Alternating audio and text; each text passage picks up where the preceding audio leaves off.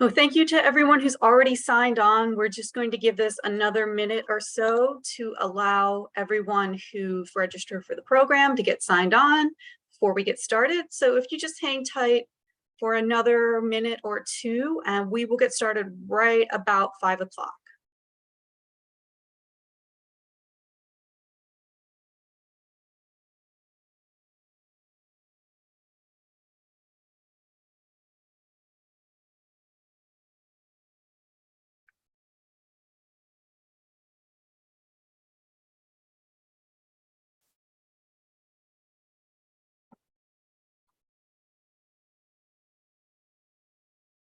Again, thank you to everyone who's already signed on. If you just hang on another 30 seconds or so, we will get started right at 5 o'clock with this presentation by Erica Lome, our Associate Curator.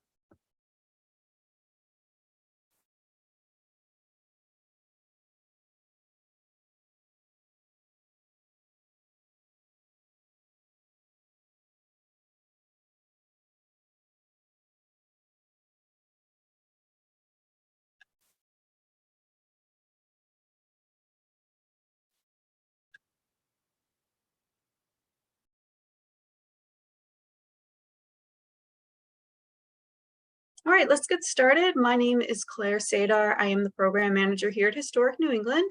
If you're not familiar with Historic New England, we are the largest, oldest regional heritage preservation organization in the country. And tonight we're going to have this presentation by Erica Lome, who is our associate curator here.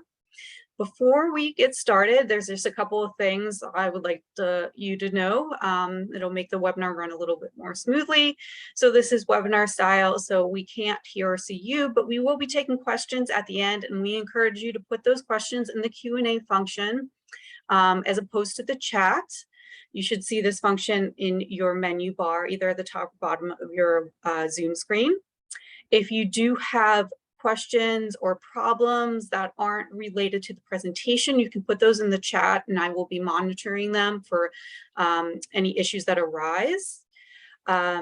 This is being recorded, so if you have to leave or you miss anything, you will be receiving a link and password to access the recording sometime later this week. And just to let you know, there's also a automatic transcript and captioning available. And if you have questions about how to turn this on or off, you can put that in the chat and I will help you. Just to let you know, unfortunately with iPhones and iPad, you can't really control the on or off for the automatic transcript. And with that, I'm going to hand it over to Erica, who's going to give this really fascinating presentation. Erica, on to you. Thanks, Claire. Hi, everyone. I'm Erica Lome, Associate Curator at Historic New England. I am so excited tonight to share some of my personal research I've been doing for about 5 years now on a very fascinating figure, a Swedish-born cabinet maker named Olof Althin, who was active in Boston between 1881 and 1920. I'm going to share my screen right now so we can get those beautiful visuals going. So before I dive into the larger story I'm going to tell tonight, I want to talk a bit about how I came to discover Althin and the work I've been doing up until this point. So when I was a graduate student at the University of Delaware doing a dissertation on the colonial revival movement in America, which for the purposes of my research stretched between 1890 and 1945. And this dissertation was really a look behind the scenes of this historic preservation and heritage movement, the same movement, of course, that gave birth to Historic New England when it was founded in 1910. And a lot of the work I was interested in was happening by immigrant cabinet makers and craftsmen and dealers, figures who became experts on their adopted country's heritage by way of making and restoring antiques, by promoting and selling colonial revival furniture, and as immigrants consuming that furniture and furnishing their households to look essentially American. And while I was doing this research at Winterthur Museum in Delaware, I came across the archive belonging to Olof Althin. And I was immediately struck by just how well preserved this archive was. In addition to account books and correspondence and business papers, there were designs and photographs and drawings, a really complete archive. And as further investigation led me to descendants of Althin, two of his great-grandsons, Eric and Olof, had inherited a great deal of material, notwithstanding what they had donated to Winterthur, but they had held on to the tools that Althin used in his shop. Here you have the initials OA. They had his workbench. One of the great-grandsons had furniture in his condo, which happened to be in Wilmington, Delaware, so actually a very short drive away from me. So I'm thinking, oh my God, this is so much bigger than a dissertation. Ultimately, Althin ends up as, part of a chapter of a dissertation, but there was so much more story to tell. And I had the great opportunity last summer of curating an exhibition at the American Swedish Historical Museum in Philadelphia that united a lot of this material and really got to represent the sort of full spectrum of his career as a maker, as a designer, as a promoter, and as an entrepreneur, and of course, as an immigrant. So I am now sort of branching out from there. So, this exhibition really kind of gave you the highlights of that story. But now I'm working on a more ambitious project, a monograph about Althin, which I think can contribute to several kind of important bodies of research in the field. For example, in Althin's story, as you will see in today's talk, what we have is an immigrant craftsman working during this transformational period in Boston. This is from the 1880 to 1920. This is a period of rapid industrialization in furniture manufacturing. Tastes are changing from the sort of lavish Victorian and eclecticism of an earlier era and transitioning towards the arts and crafts and the colonial revival. And of course, you have an influx of immigration from Northern Europe, from Eastern Europe, and all of these conditions are really ripe for someone like Althin to make his way in the world, and he very ably navigates this competitive artistic and commercial landscape. So we'll start by telling his story, and as I'm going through, please keep in mind that this is still somewhat a work in progress. I'm still thinking through a lot of these larger themes and issues and working through this great material. So I would appreciate at the end hearing your feedback and what more do you want to know about Althin and what more story can I tell? So we will begin. Olof Althin's story is a familiar tale of immigration to America.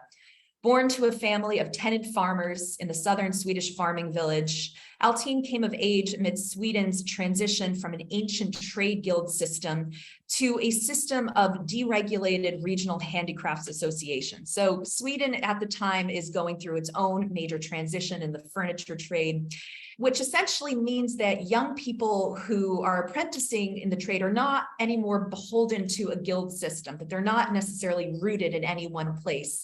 And this meant that Althin, who decides to apprentice to a cabinet maker and gains his training in a furniture shop in a larger Swedish city, is basically able to make the decision for himself to leave Sweden. He's the only one in his family who does so, and sort of make his way to the new world to try his hand at having a really successful career. And so there are no real push factors here. When we talk about immigration, we often see that there is a reason for migrating from one country to another, often poor economic conditions or religious persecution. But in Althin's case, I think he was just genuinely curious to see what he could do in America.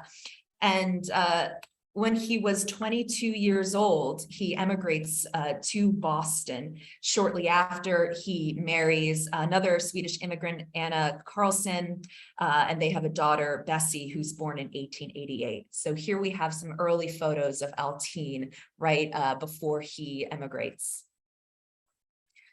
So why Boston? There are a few reasons why Althin probably thought Boston was an attractive place to settle. For one thing, Boston already boasted a robust Swedish population. In fact, from 1880 to 1910, Boston's Swedish-born population increased more than eightfold to about 40,000. And Massachusetts ranked fourth among the states in the number of settlers from Sweden. Additionally, a larger percentage of Swedes than any other nationality belonged to the artisan class. Which meant that of the Swedish population in Boston, a larger percent of that population were in artisan trades than any other immigrant group comparatively.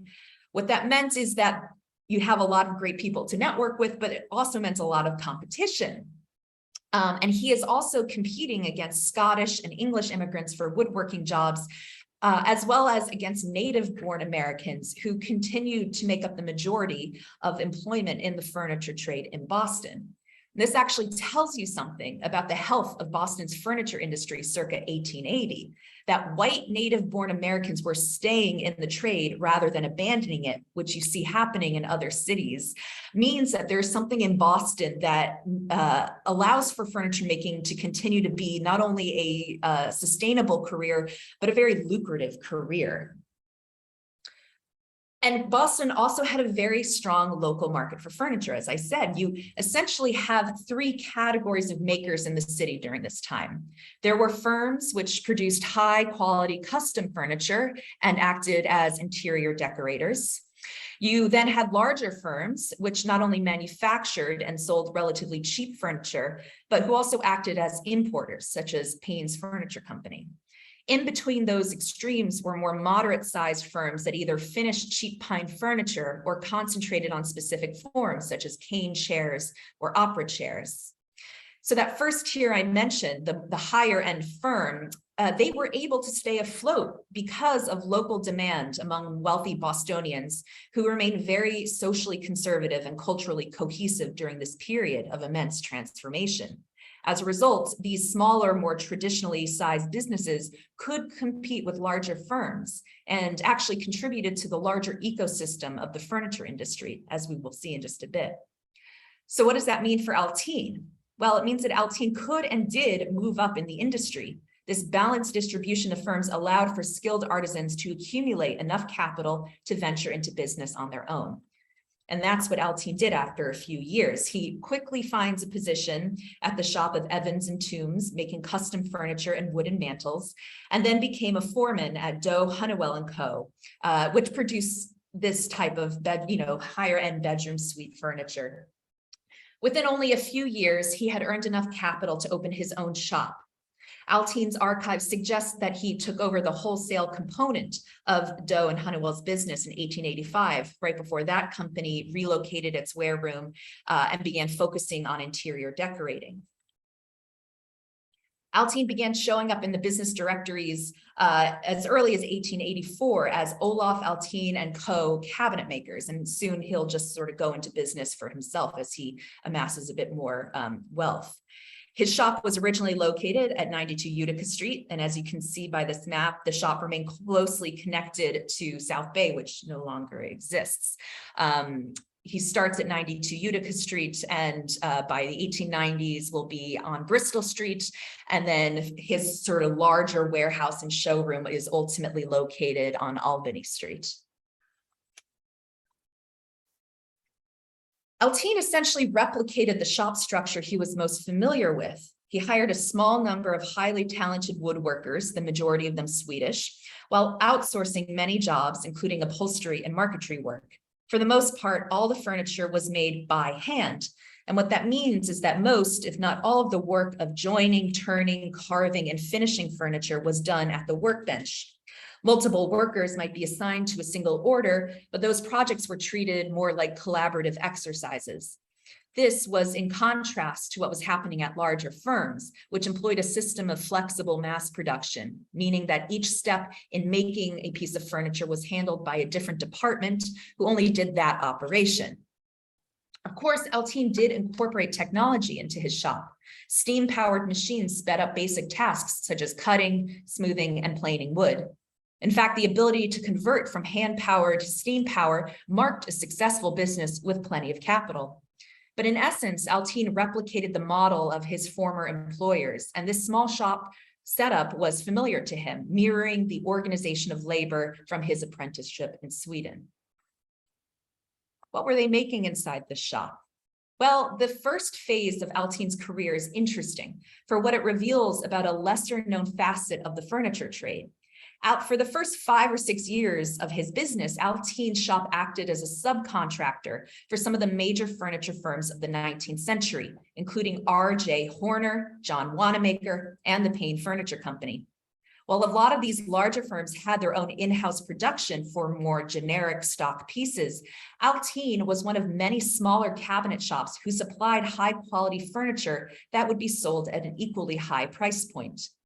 Althin's men had the skill to create very sophisticated pieces and, more importantly, could pivot between popular styles.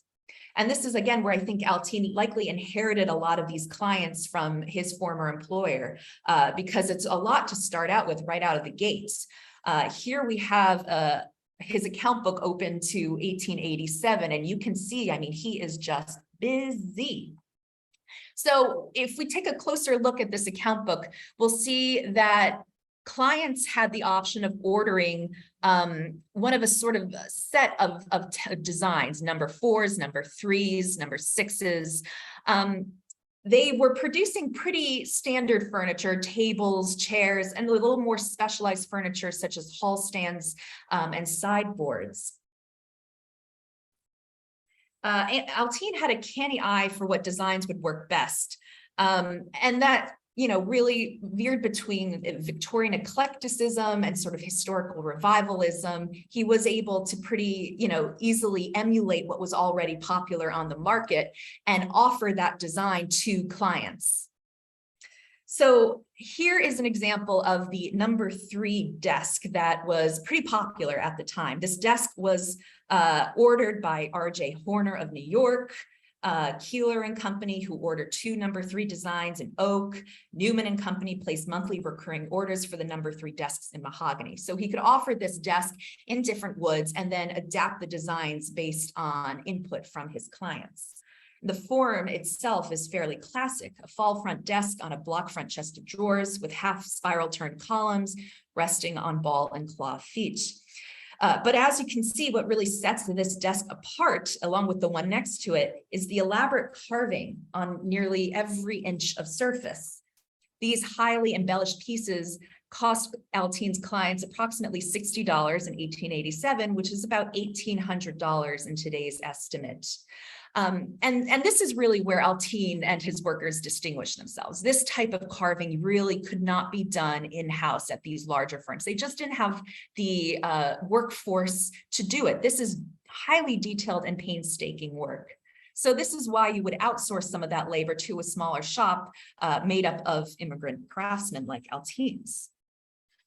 And these motifs were really part of a portfolio of ornament that Althin likely brought with him from Sweden. And this sort of neo-baronial continental style was very popular in the United States in the late 19th century. Althin also offered custom orders for clients, and certain designs appear to have only been made for one retailer and were never replicated again. An example of this can be seen in a 2-piece bedroom suite that Althin produced for R.J. Horner in 1887, which included a bed and a mirror dresser, each featuring a male head in carved relief. This figure may have been the Green Man of English folklore, whose carved visage adorns Christian churches across Europe. Or this figure may have been the North Wind, a mythological figure iterated in European folklore, including Scandinavian folklore. So this figure does appear on other Horner pieces manufactured during this period, but I think it's rare enough that I assume that this was either a limited line of furniture or just something custom ordered by Horner on behalf of another client. Another drawing in the Althin collection shows Althin's attempts at a similar carved and embellished library table, clearly drawing on the popularity of English medieval and Renaissance style. But a note along the bottom contains directions to make the table like this, but I want carved heads or same as in other tables in photos, as well as to select a handsome piece of oak for the top. I'm taking this note as an indication of a few things. First, that Althin represented himself to major clients as a designer and producer. He wasn't just taking orders from a company, but positioned himself and his business as a source of authority on style. And that his relationship with these major firms was more collaborative than merely, yes, I'll do the stock order, that's it. Another thing that this note suggests is that Althin is directing his workers to make these changes. And these notes aren't coming from the client, but are coming from Althin. And what this tells us is that Althin was successful enough at this point, pretty early on in his career, that he's not necessarily in the shop making these changes himself. He is directing his workers. The sign of a successful business was that the master craftsman could step away from the bench and handle these client relationships. Althin did not align himself with any one school or ideology, nor does his work belong to a single category of decorative arts. He was, I think, familiar with and certainly associated with practitioners in the arts and crafts school, but he did not belong to the Arts and Crafts Society. I think he's more of, he's going where the money is, and he's able to pivot between these different styles according to his customers' demand. So he can do anything. For the design of this sofa, Althin clearly took inspiration from American Empire furniture, early 19th century, recalls what this Duncan Fife sofa in the corner here. And then you can compare this sofa to another one of his designs photographed here from his shop, which is completely different and has no direct reference to anything that had been produced before. This is clearly a product of Althin and his men's imagination, and really is a testament to their skill with the chisel. And this is the type of thing that he would have had in his showroom. And, if you were a customer, a prospective client walking in, you'd see this sofa and you'd say, wow, this guy knows how to carve. And that's really what they're trying to advertise here. So let's talk a little bit about the workers. Like I mentioned earlier, Althin employed anywhere between 6 to 9 workers at a time, in addition to contract workers that did piecework. And we are lucky enough to have a employee time book that gives me a sense of just who was in the shop at any given time. And based on their last names, I'm able to sort of deduce that most, if not all of them, were Swedish or Scandinavian. And some of them were English, some of them were German. The average work week for these workers ranged between 50 and 60 hours, and workers were paid between 15 and 30 cents an hour, which was about the median for cabinet makers in Boston. Certain workers stayed on for decades, including a man named Anderson, who really became the lead craftsman in the shop. And I'm doing some work now to try to track down who this Anderson guy was. When you only have a last name and you're talking about Swedish cabinet makers in Boston in the 1880s, there are a lot of Andersons. So like I said, a lot of the work attributed to Althin was actually done by men like Anderson, Johansson, and others named in this time book. They're the ones who are really kind of making the decisions at the bench level. And one of the things that I hope to do with this project is to sort of help bust the mythology of that single craftsman in the shop toiling away. As I said, if you were good at your job, and the shop could run itself, and the master did not need to be at the bench, he could be out there making sure people paid on time. And that's, I think, what Althin really gets around to doing. But we have these really fabulous photos of his workers in the shop, which you really don't get this type of detail. Another really great one. I'd like to hunt that piece down, actually. I want to know where it is. So these institutional orders dominate the account books for several years until about 1894. And then seemingly overnight, the account books begin to change. Gone are names like Horner and Wanamaker, and they're now replaced by custom orders. And I don't know quite what accounts for this change, but I think it has to do with Althin meeting a single family, the Crockers. His primary point of contact was George Glover Crocker, a lawyer and politician who had served in the Massachusetts State House of Representatives and later its Senate. Althin came into contact with the Crockers after purchasing his home from them in 1888. So his home in Roxbury, which I will show you later, he purchased from Crocker. So after that point, the Crockers begin to sort of steadily employ Althin's shop. And like I said, starting in the mid 1890s, they really begin to dominate the account books. And this is because three of the siblings in this family are renovating their homes in Back Bay all around the same time. So, Althin's doing work in the home of George Crocker at 343 Commonwealth Avenue, George's brother Uriel Crocker at 247 Commonwealth, and their sister Sarah Crocker, who lived nearby in the old family home at 319, which was left to her by their father, the publisher and railroad tycoon Uriel Crocker. And so again, I'll point you to the account books because again, so up here we have 1894, and suddenly it's Crocker, it's Crocker, it's Crocker, it's Crocker, it's Crocker, Crocker.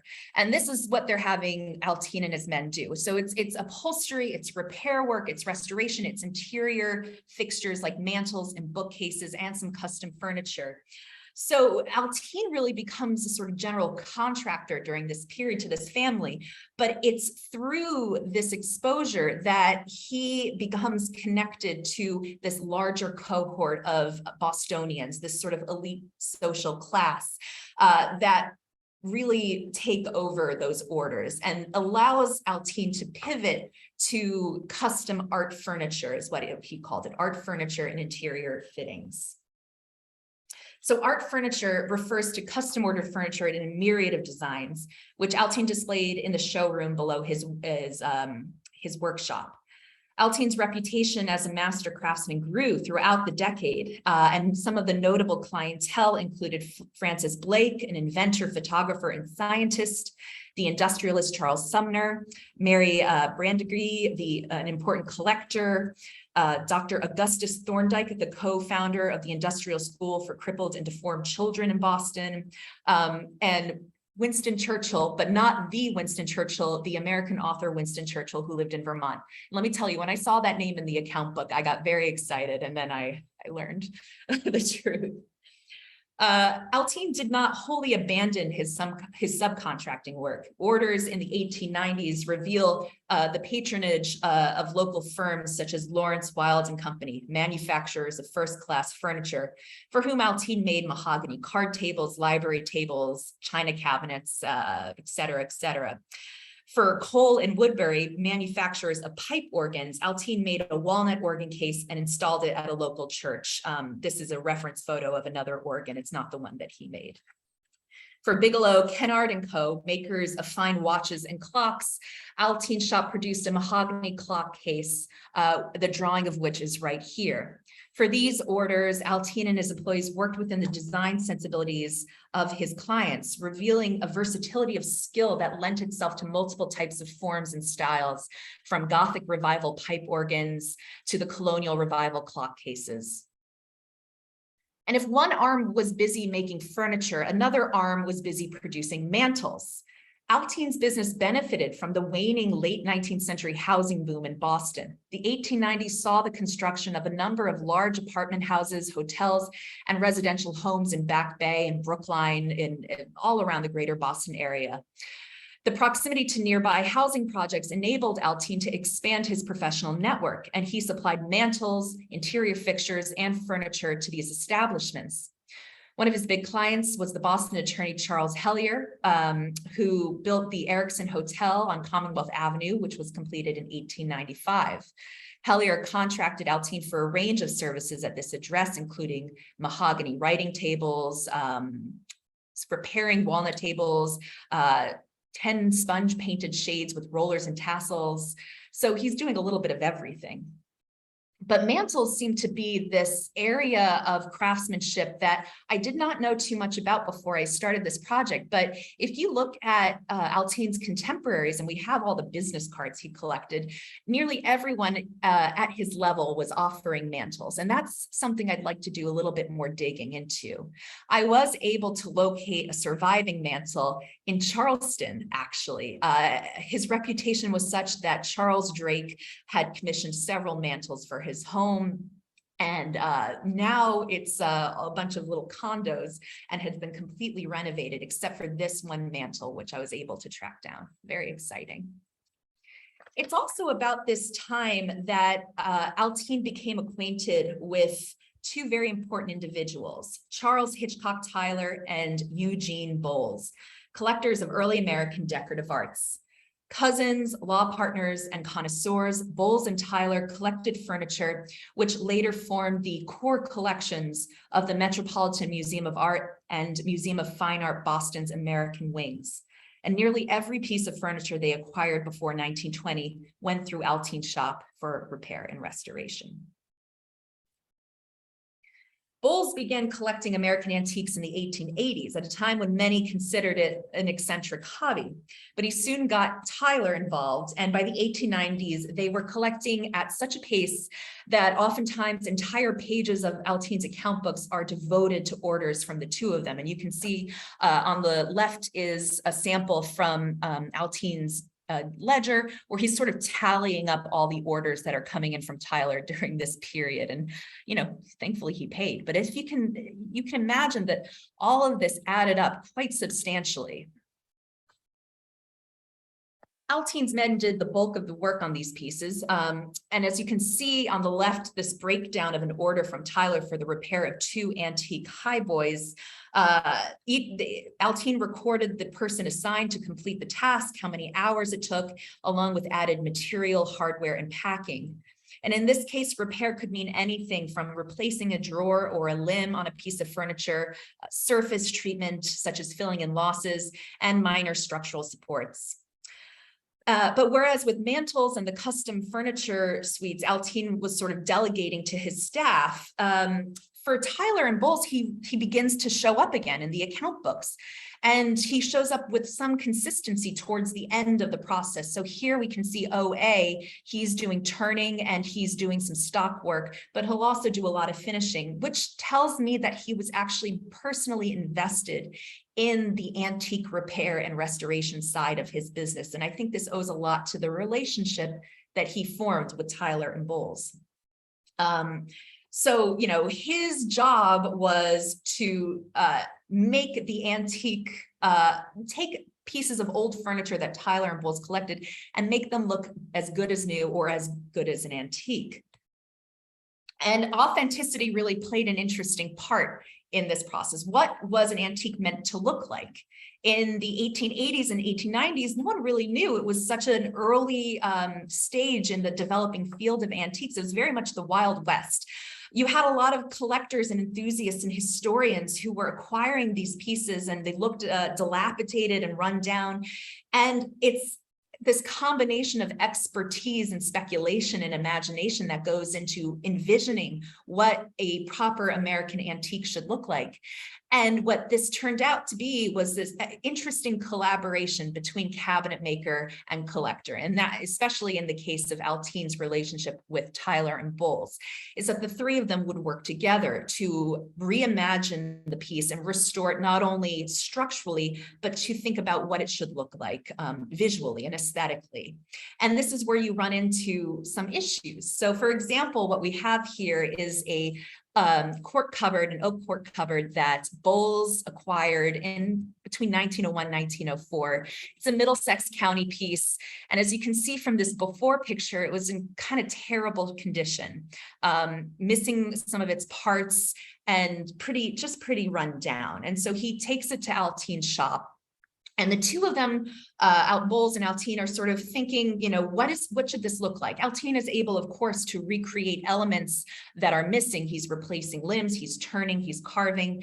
But I think they go a step further. So Bowles in particular has a very rigid idea of what these 17th century pieces should look like. And in his mind, they should look like this, which is pretty wild. So I think Althin has, among curators today, has a bit of a reputation. The pieces that he restored, you often find traces of this very ambitious surface treatment, these black and red and white painted pieces that he did for Tyler and Bowles. And this is owing to a number of factors, right? It's like Althin knows how things are put together, but he's less trained in what early American furniture looks like. And so he is kind of relying on Bowles, and Bowles has his opinions. But when you look at something like this, you kind of think to yourself, I think it went a little too far. And their contemporaries agreed. There's a great quote from Luke Vincent Lockwood, who publishes this chest in his encyclopedic survey of colonial American furniture. And his note is that there is no doubt that it is restored correctly, but probably too brilliantly. And the curators at the Met agreed. When Bowles passed away in 1910, the bulk of his collection came to the Met. And in the 1910s, even the curators and conservators thought this is a little too much, and we gotta take it back a step. So this is what it looks like today. Although it's an interesting note that the person in charge of restoring this piece was a Jewish Lithuanian immigrant named Morris Schwartz, who did a lot of work for Wallace Nutting and did a lot of work restoring for the Met. So a point to think about is that the two sets of hands that did the most work in shaping this piece from a sort of relic in Lexington to this magnificent piece of 17th century furniture, they were immigrant hands. And here's another piece that Althin restored for Tyler, which is at the MFA Boston. And I spoke to Jerry Ward, who's formerly the curator at the MFA, who told me that if you opened one of those drawers, you would find the telltale Althin red paint that remained after they re-restored this. But, everything is relative. And when you look at this, assembly put together by Peter Follansbee at the MFA, he is reconstructing the top of this cupboard for them.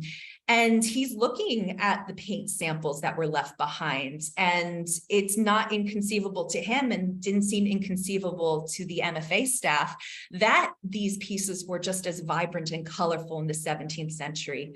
And so I like that this being a little coded to that fact that maybe Bowles and Althin were not so off the mark and when they were trying to restore this. This is another piece that Althin restored for Tyler, and there's a funny story attached to it that the MFA folks hadn't really set their eyes on this for quite a few years, and based on this photograph alone, they feared that Althin had wielded his paintbrush and had, over-decorated it.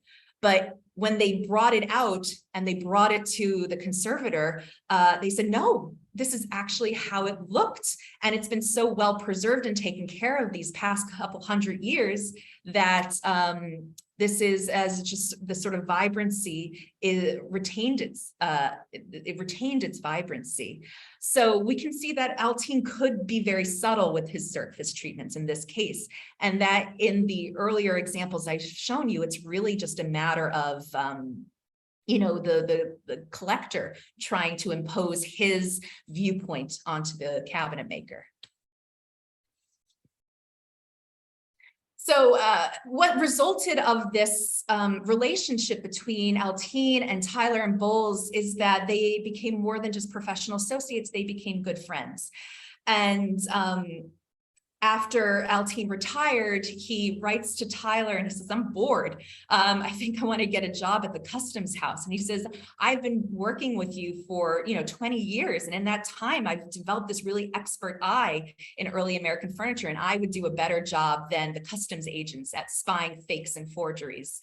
And, Tyler writes back to him and he's like, yeah, of course, I'll be a reference for you. But this, like a couple other projects, doesn't really come to fruition. I think Althin retires a little too early in his 50s, and he tries a number of projects, but ultimately, keeps making furniture.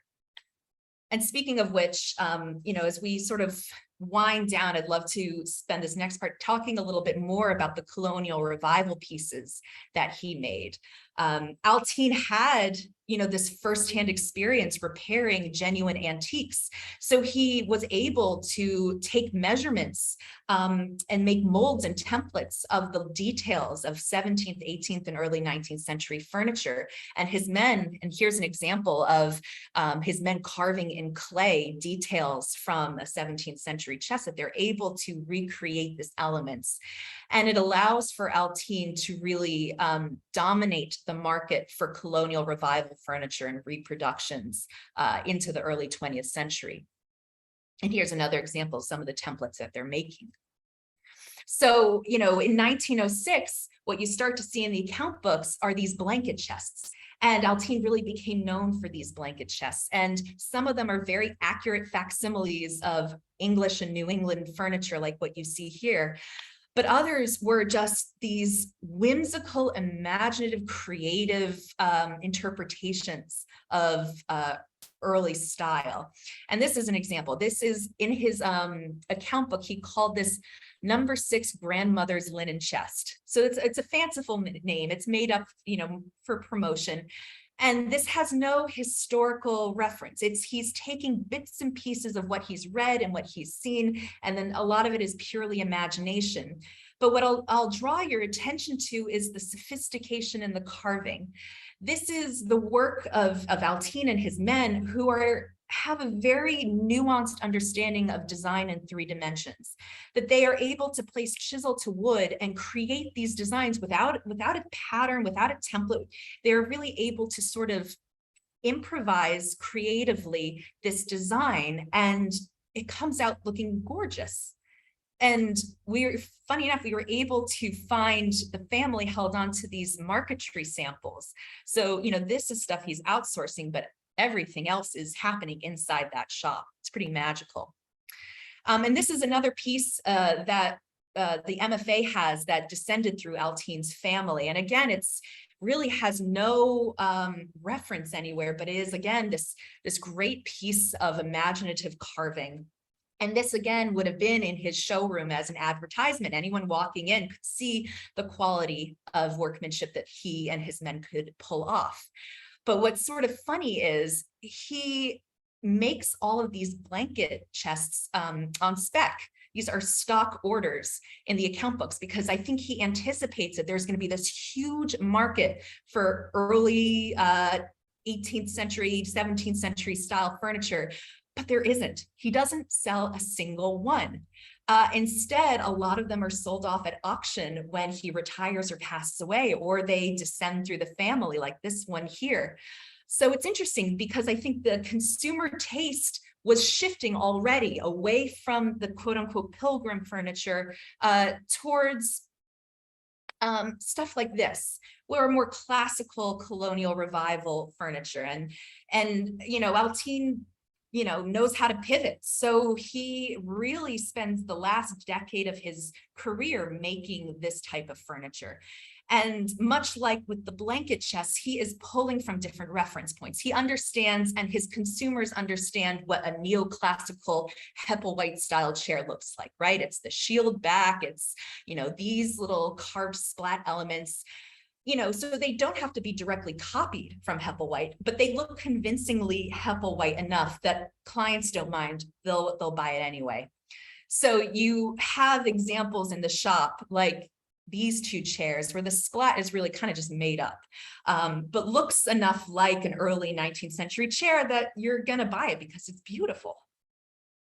This is an example where he really kind of does look to a surviving antique. In this case, it looks like he's trying to copy McIntyre.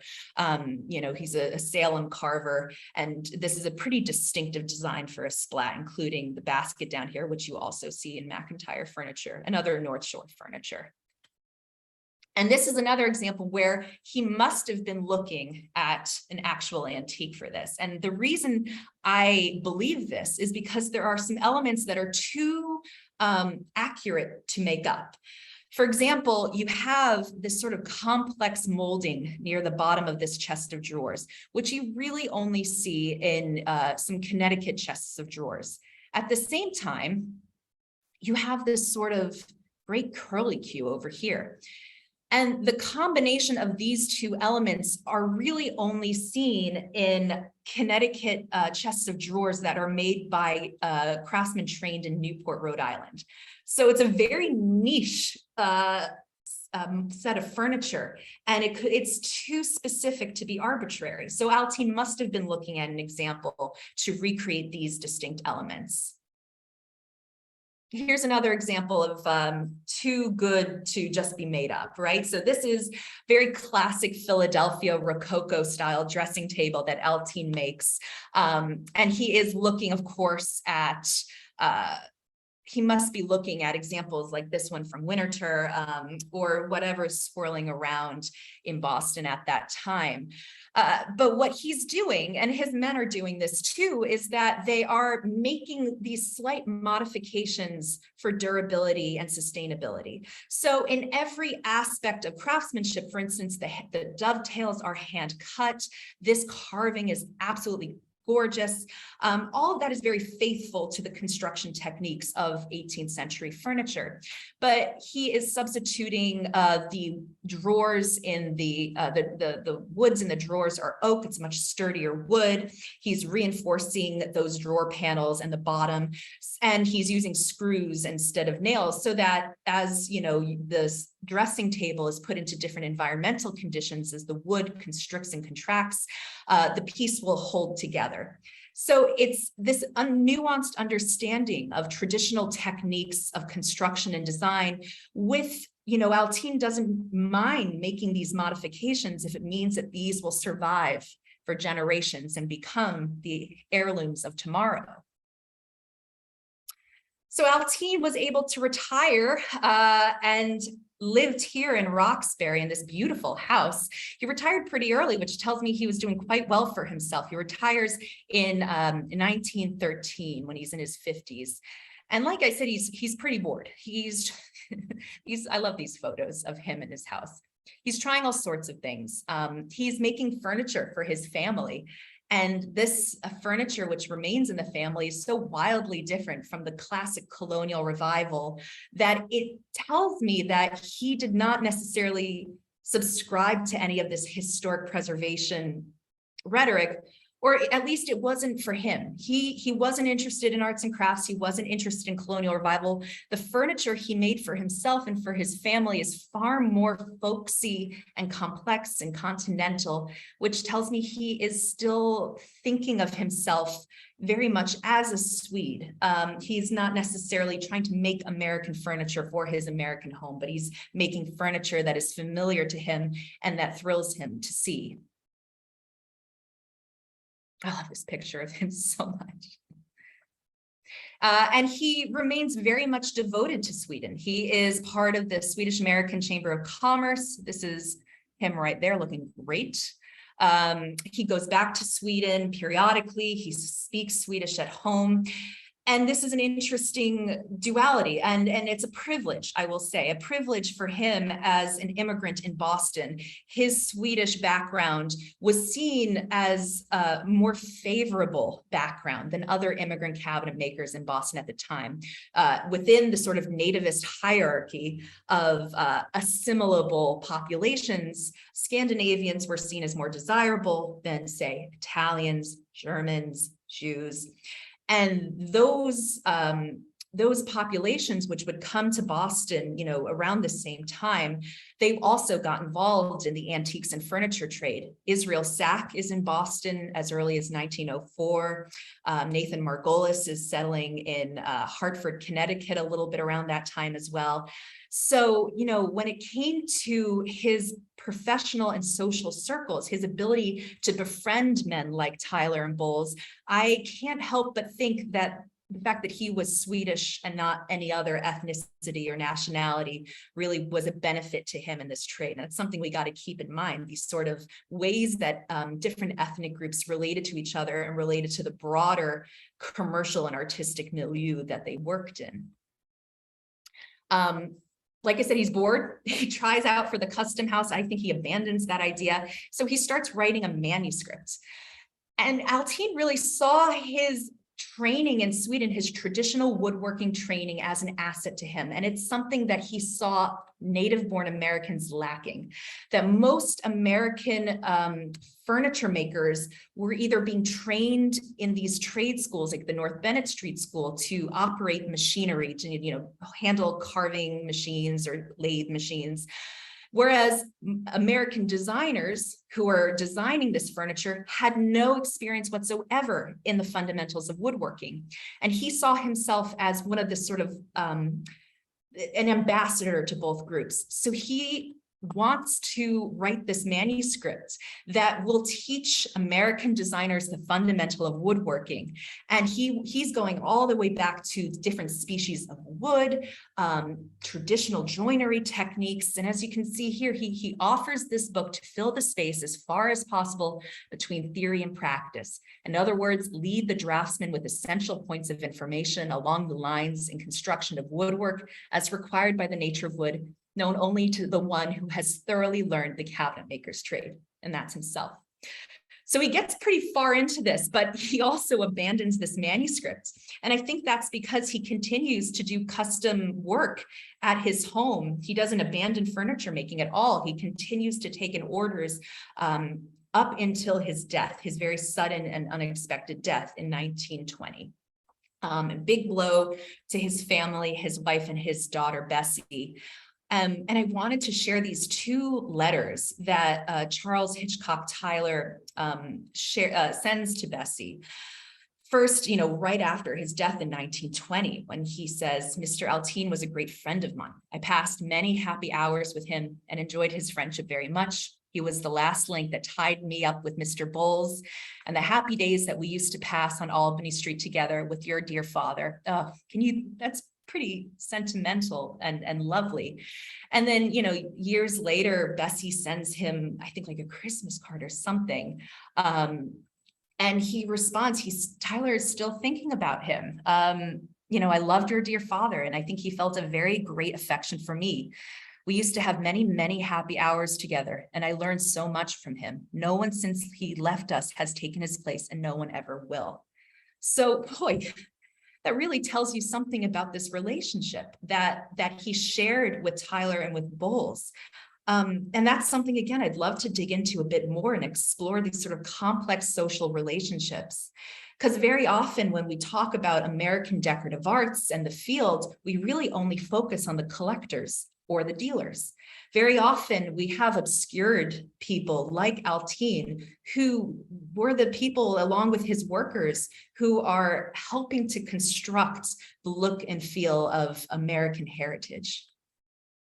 And I kind of end with this reflection on his family, and who I'm so thankful for, because of them, so much of Althin's archive was preserved.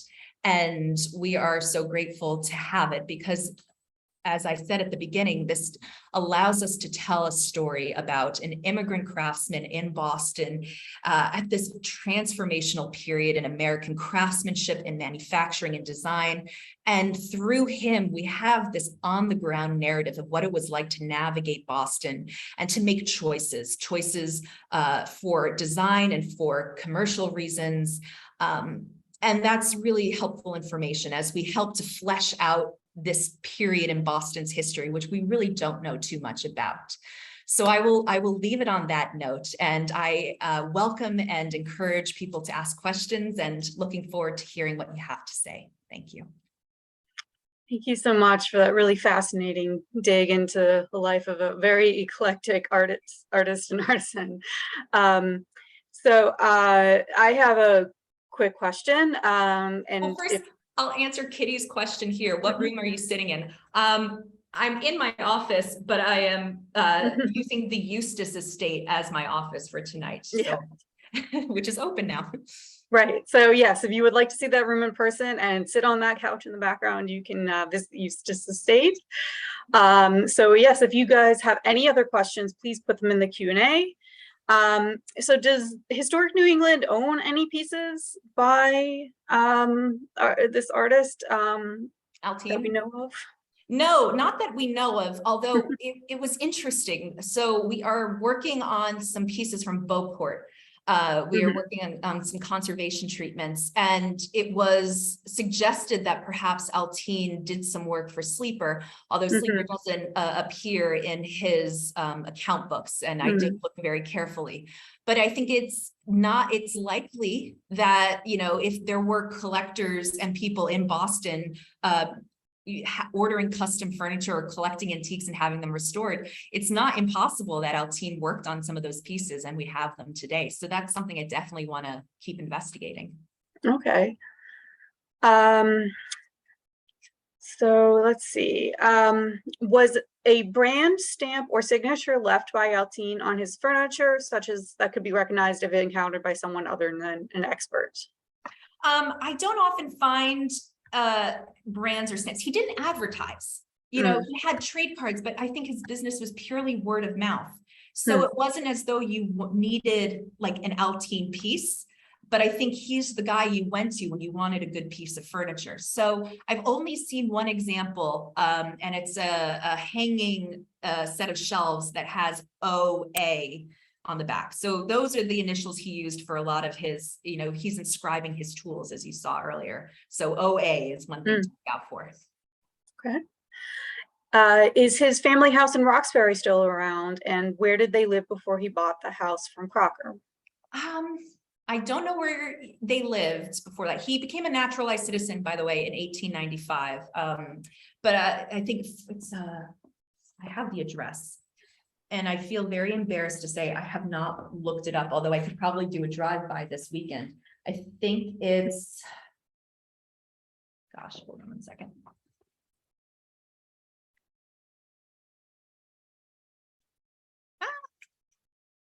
I'll find it later. Keep asking questions. All right. Do you think he was accepted because he was from a Protestant background? So, you know, for example, Italians or Catholic. Did the religious factor have anything to do as much as the ethnic factors? Sorry, 47 Alpine Street in Roxbury, but I'm sure the house is still there. So I don't think well, it is interesting, right? Because Jewish cabinet makers were extremely discriminated against, and Jewish cabinet makers and dealers made up a disproportionate majority within the antiques trade. So Althin is interestingly sort of an outlier in my larger project of looking at these immigrant cabinet makers. And I definitely think that the attitude in Boston at the time was that Protestant Scandinavians were the desirable ethnic group. And there were parades cheering them on as they came and made their way through Boston to the Midwest. We have a great newspaper in our collection that shows a drawing of one of those parades. So I think there's definitely something there. Of course, Germans and Jews and Italians aroused a lot of suspicion, especially during World War I and afterwards. So I find it interesting that he is working in Boston around the same time as Israel Sack, who is one of the more sort of famous figures in this story, but I don't believe Sack ever overlapped with him in any direct way. Was Althin in the same social class as Tyler? Absolutely not. I think he did very, very well for himself. Everything I've looked at indicates that he became very successful and wealthy enough so that he could retire at the age of 55. Right.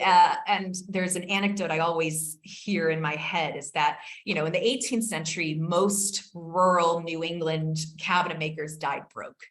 And that's, you know, the mark again of a successful craftsman is to be able to step away from the bench. And that's what he was able to do. So that tells me he did very well for himself, but absolutely not at all in the same social hierarchy as the Crockers or Tyler or Bulls. But when you think of him in relation to business, he was, I think, on the level of Davenport in terms of the quality of furniture, because if we have the Davenport archives in our collection and all of the same names that show up in his account books show up in the Davenport and Irving Cass-on-Klein books. So we have a couple of comments about Alpine Street. It looks like it may have been altered beyond recognition. So